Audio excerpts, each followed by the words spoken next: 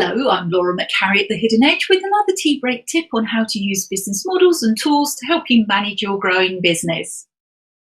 Today, we're looking at the presentation points, the things that you want to get across in your presentation, whether that's to an audience of one or an audience of many.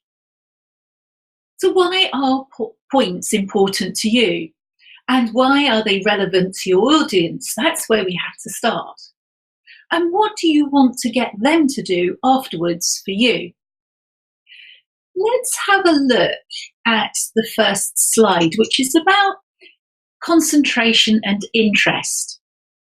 In many presentations that I'm sure you've been to, and very possibly some that you've done yourself, you'll recognise that the interest level of your presentation goes up as time goes on.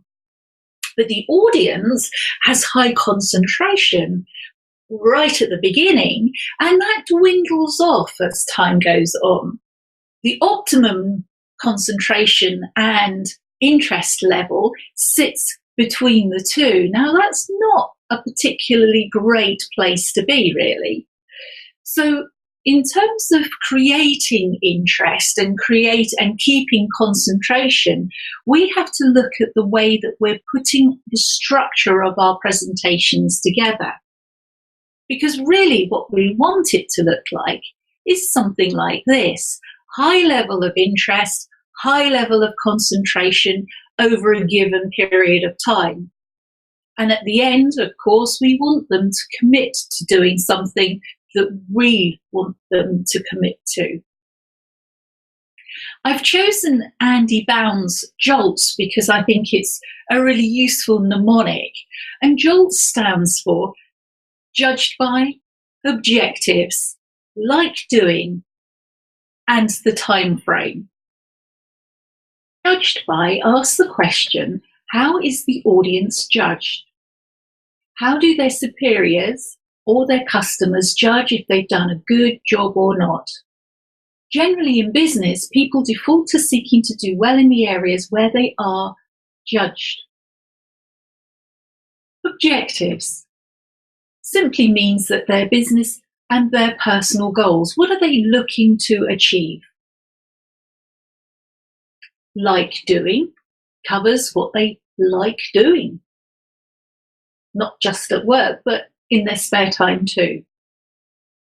And time focuses on how much or how little time they have. The reason this is so important is that if your audience is short of time, and let's face it, most people are, time is often their overriding priority when deciding how to act. So when we're creating an impact in our presentations, we want to start with real high interest at the same level that their concentration is at. We need to empathise with them. We need to jolt them. Think how they judge, what objectives they're looking to achieve, what they like doing, and what their time constraints are. How many jolts you want to put into your presentation depends on how much time that you actually have. So in this presentation, we start with an immediate jolt. We follow that with 3 more jolts before our closing statement. The value of 3 in any presentation is quite high, and you'll find that triage will come up time and time again in top tips. So it's worth considering now what your 3 key things would be that you would like to put into your presentation.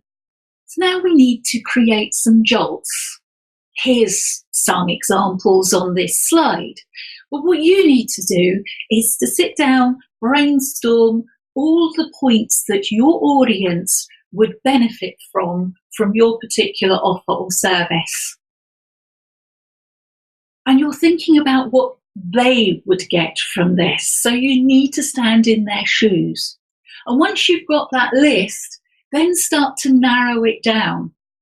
because actually we want to identify the one key element that you must get into your presentation. And that needs to be the first thing that you offer, your first jolt. Giving away the best thing at the beginning keeps people's interest. Here you have an exercise to have a go at creating 3 key points for your next presentation. It will take some time.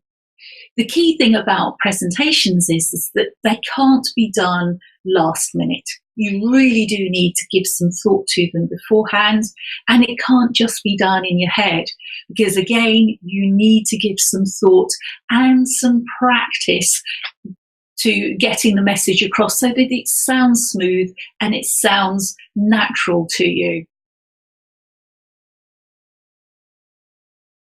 So have a go. Download the templates from the Hidden Edge website.